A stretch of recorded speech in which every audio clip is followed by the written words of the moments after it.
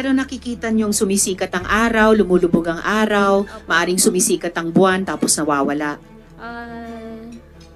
Wala pong ganun eh.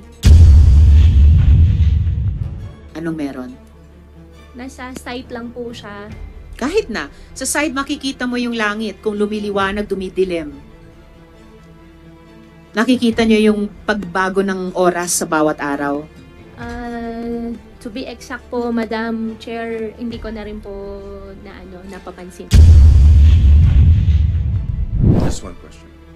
With the permission. Sen Bong Revilla for one related question. Miss Alice, sino yung nagde-death threat sa'yo? Pilipino ba siya o Chinese? Miss Alice.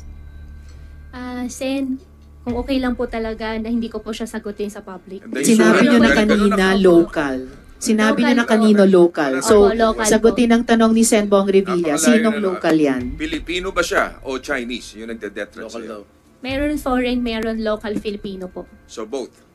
Filipino, malaking grupo talaga. Salamat, Sen Bong. So, nasulat mo na ba sa wakas, sa papel, yung may-ari ng yate at yung nag-facilitate sa yacht ride ninyo? Miss Alice? Sense, pasensya na po talaga for my safety po. No, Miss Alice. Kanina sinabi nyo na. Don't tell me pasisinungalingan yung sarili nyo. You told us minutes ago, isusulat mo sa papel para mabasa namin yung dalawang taong yon or kung nag-iisang tao yon na nag-facilitate at may-ari ng yate. Do that now. You said you would do that.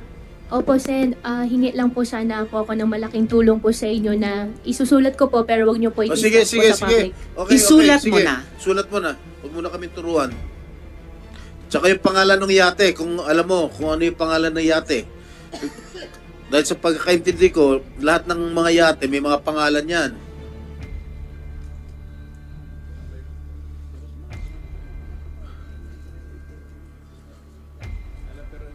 Sus, tuturuan pa tayo nito mga ito.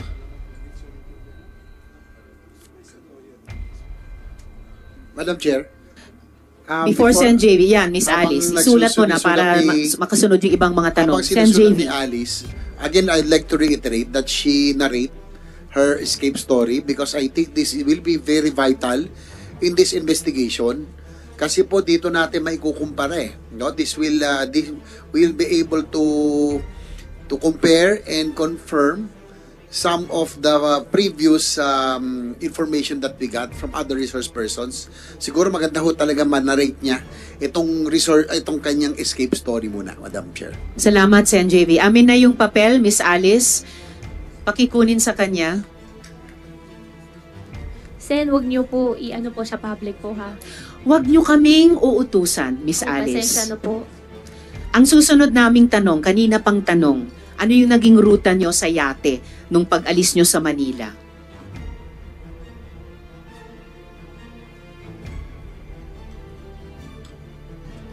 Pag-alis po namin, nauna po kami doon sa yate po. Tuloy mo lang. Pagkatapos po, may sinakyan po kami isang malaking barko po. Mula yate, lumipat pa kayo sa malaking barko? Hindi po siya yes po, malaking barko po siya. So, mula yate sa malaking barko, saan banda kayo lumipat sa barko? Madam Chair, as much as gusto kong sabihin pero hindi ko po alam yung location, basta puro dagat po. Ganong katagal mula umalis kayong Manila na nakayate na lumipat kayo sa malaking barko? Few hours lang po. Ilang oras? Hindi ko po maalala to be exact kasi lahat po ng cellphone po namin nung pagka ano po namin doon sa tao, wala na po kaming phone. Sinong tao?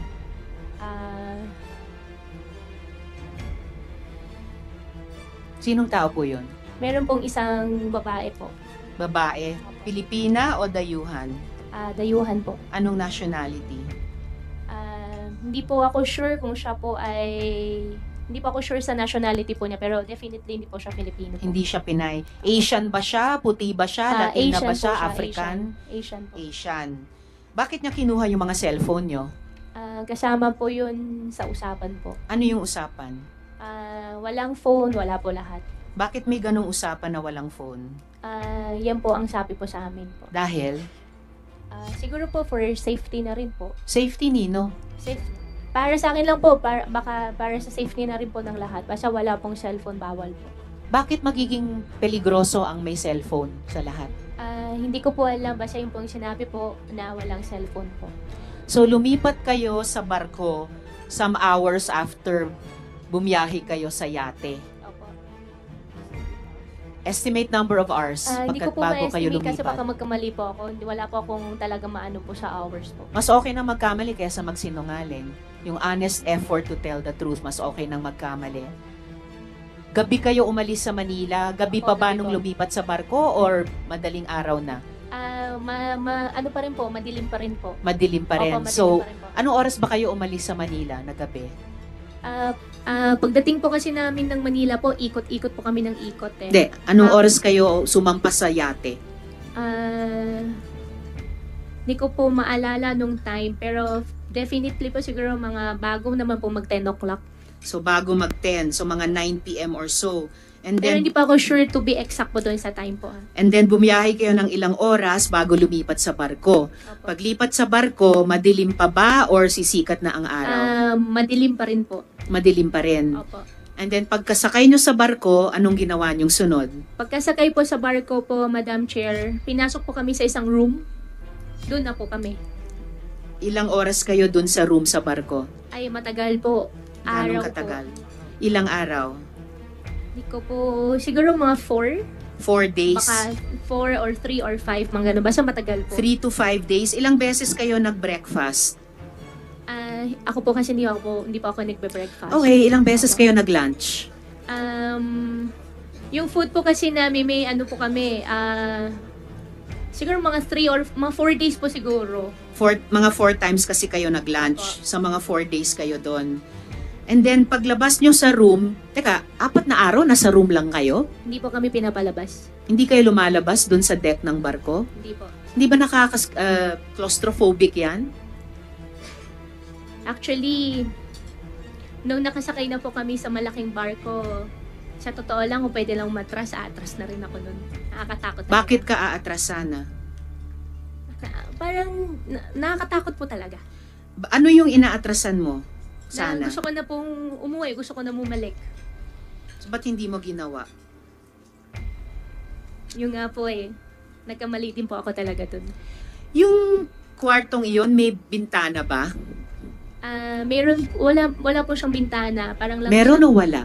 Wala po siyang, kasi pag bintana po yung nabubuksan po, di ba? Hindi, bintana na nakakakita kayo sa labas. Meron po siyang isang maliit, meron po. Okay, so anong nakikita niyo dun sa isang maliit na bintana? Wala po kami nakikita po, Madam Chair. Pero nakikita niyong sumisikat ang araw, lumulubog ang araw, Opo. maaring sumisikat ang buwan, tapos nawawala. Wala pong ganun eh. Anong meron? Nasa site lang po siya. Kahit na, sa side makikita mo yung langit kung lumiliwanag, dumidilim. Nakikita niyo yung pagbago ng oras sa bawat araw. To be exact po, Madam Chair, hindi ko na rin po napapansin po. So, basta sabi mo mga 4 na araw. Pagkatapos ng 4 na araw na hindi daw kayo lumabas sa kwarto, paglabas nyo sa deck, sa barko, nasaan na kayo? Paglabas po namin, may sinakyan pa po kami, may sinakyan po kami isang maliit na bangka. Maliit na bangka. Opo. Nasaan na kayo nun? Yung bangka po, bumiyahe pa po kami, tapos Malaysia na po. Ganong katagal kayo bumiyahe? Ilan hours din po yun. Hours. Saan ka sumakay ng SP bangka, Pro if I Tem. may? SP Pro Tem. Saan ka sumakay ng bangka? Hindi ko po alam yung exact location din po, Sen. Basta dagat po. Hindi mo alam yung daungan? Hindi mo alam kung saan? Hindi po. At saka instruction po sa amin, wag na po kami tumingin. Wag na po kami. Nakapiring kayo? Hindi naman po. Naka-sunglass pa rin po. Salamat, SP Pro Temp. Bago si Sen Joel, tatanungin ko sa inyo sunod, sino yung mga Pilipinong tumulong sa inyo sa bawat yugtong iyon? Mula yate, hanggang barko, hanggang maliit na bangka, papuntang Malaysia. In Sen relation Joel. lang, Madam Chair, doon sa big boat, Guwawaping, doon sa big boat, ilan kayong magkakasama doon sa big boat? Doon sa big boat po, 3 lang po kami. Tsaka isang babae po na foreign. Oh, Chinese na. Chinese pala yung kasama. Hindi po siya Chinese kasi ang conversation po namin English. So Okay. hindi po siya Chinese. Okay, hindi siya Chinese pero Asiana siya, di ba? Asiana Sinabi po mo siya, kanina. opo. So kayong 3 lang doon sa maliit na kwarto na sinasabi mo? Opo. Kayo ni Sheila tsaka ni Wesley. Opo. Kayong 3 lang yun nandun. Opo. Thank you. Salamat, Sen Joel.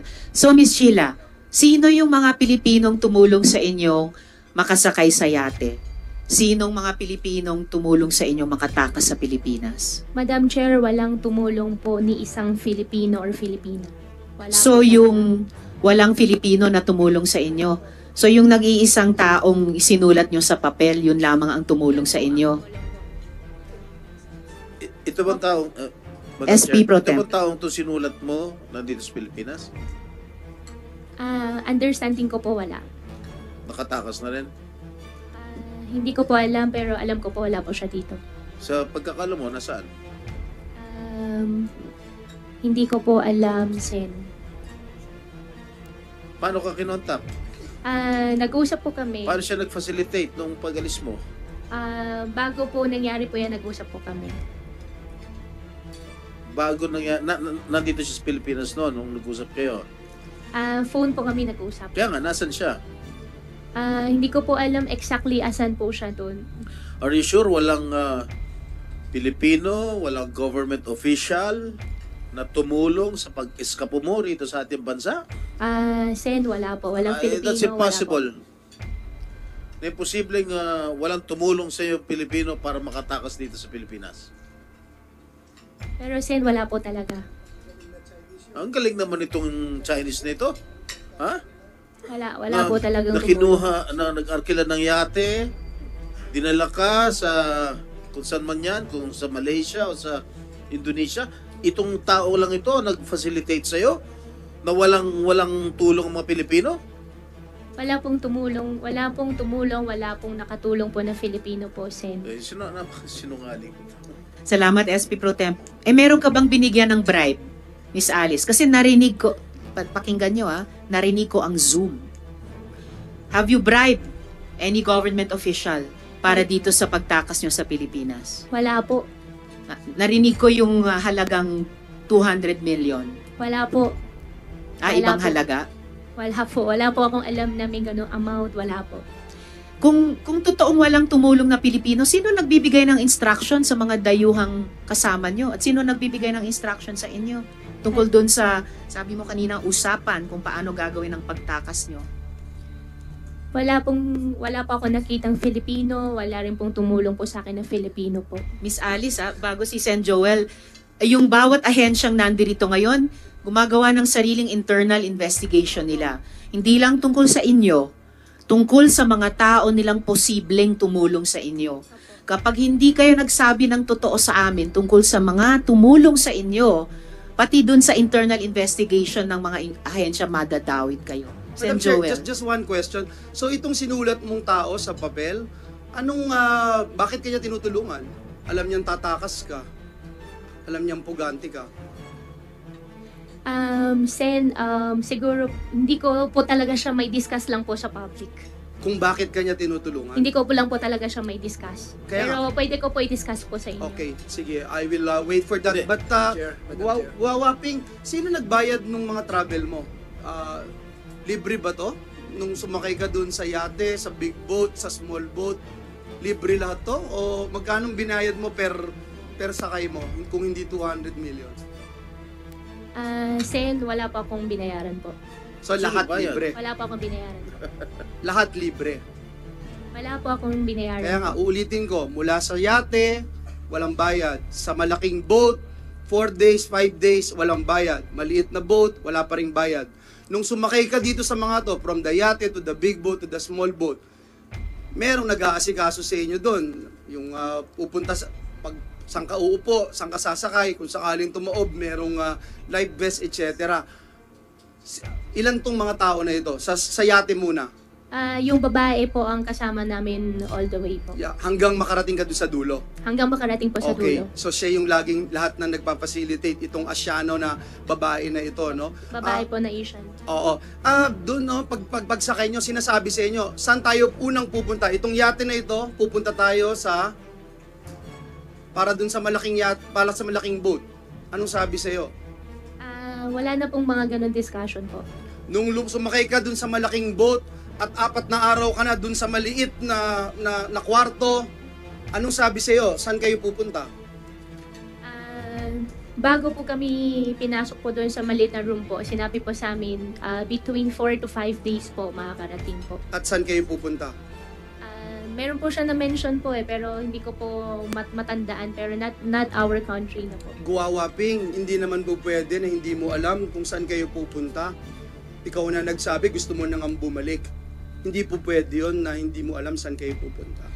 Sen, pasensya na po talaga. Pinipilit ko na rin po yung sarili ko na ilabas po lahat, sabihin po sa inyo. Sana rin po na humihingi din po ako ng konting unawa din po sa inyo na paniwalaan nyo rin po. Wala ako. po kong kaso na isinampa sa'yo dito sa pagtakas mo mula dito sa Pilipinas papuntang ibang bansa. Kaya siguro maintindihan mo rin kami. Pagkatapos mo kaming takasan, siguro maintindihan mo rin kami na mag-apila kami sa iyo, na hingi ng katotohanan, alam mo kung saan kayo pupunta. Alam mo kung saan ka, ano yung talagang destination mo. Para i-meet itong mga taong i-meet mo at mamaya tatanungin ko yun. At saka Miss Alice, sinabi ni Miss Sheila noon, ikaw ang nagsasabi kapag aalis kayo at saan kayo pupunta. So alam nga namang pareho kayong di nyo alam kung saan kayo pupunta at okay lang sa iyo.